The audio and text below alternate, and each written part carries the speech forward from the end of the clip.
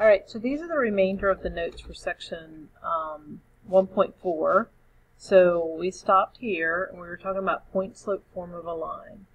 So to find the point slope form of a line is written in this format where you have y minus y equals mx minus x. M is the slope and y1 and y2 are a point that you're given. So you can use this to find the equation of a line, and we're going to talk about a word problem also to show you how that works. So for example, what if I have a problem and the slope is -3 and it passes through the point -1, 4. So that means m is going to be -3 and x1 is going to be -1 and y1 is going to be 4. So I'm going to plug that into this problem. So I'm going to put the 4 in for y1, the -1 in for x1, and the slope is -3.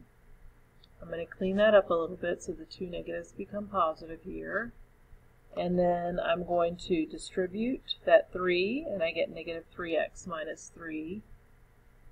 And then I'm going to add the 4 to both sides, just to get it in that y equals mx plus b format. And that's how I end up with -3x plus 1. So now I have a problem, and I have the slope and the y-intercept, and I can write this down, and then I could use those points to graph it. So I could graph the slope and the y-intercept. Okay, so here's another one. Slope is 6, passes through the point 2, -5, so that's my x and my y. So I substitute that in, so y minus -5 would be y plus 5. The slope is 6, and then x minus 2. Distribute the 6, so I get 6x minus 12. And then I'm going to subtract the 5, so I get 6x minus 17. So the slope would be 6, and the y-intercept would be -17. And again, then I can graph it. So this is just putting the line in different formats. And here's an example of why we would want to do that. So here we have a word problem. And it says, suppose we have these data points, 317, 57.04, and then we have 354, 57.64.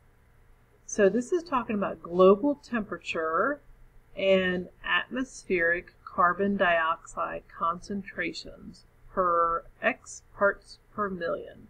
So this data is talking about the global temperature, and it's talking about carbon dioxide. So I could use this, this might be data that I collected over years and years and years, and I'm trying to take this information and come up with an equation that would model this example. So the first thing we have to do is find the slope. So this is our x value, our y value, our x value, and our y value. So I'm going to put the y's on top, the x's on the bottom, and I'm going to find my slope. It's 0.6 over 37. Now, I'm dealing with real-world examples, so I want to make sure that my answer makes sense. So 0.0162 is the answer that I'm going to get. So what that's saying is that 0.0162 carbon dioxide concentrations parts per million for every temperature increase of 1. So that's what this means. If I go look at this one, it's saying there's 0.6 concentrations per parts per million of carbon dioxide for every 37-degree increase in temperature. So these are different ways to read it, okay? So now here's our point slope form. So when I do the point slope form, I can pick either point that I want. It does not make any difference. So I just picked the second one, and I did y minus 57.64 equals the slope, 0.0162, and then x minus 354. And then I'm going to distribute. So I get y minus 57.64, 0.0162x, minus 5.7348, and then I'm going to add that 57 to this side, And so when I do 57 plus -5, I get 51.9052. So now I could use this model to find other points. So if I knew that x was 360, so x is 360, I could put 360 in here, and then I could figure out how many parts per million for carbon dioxide would be in the atmosphere. So I hope this helps, and try and check the homework next, okay?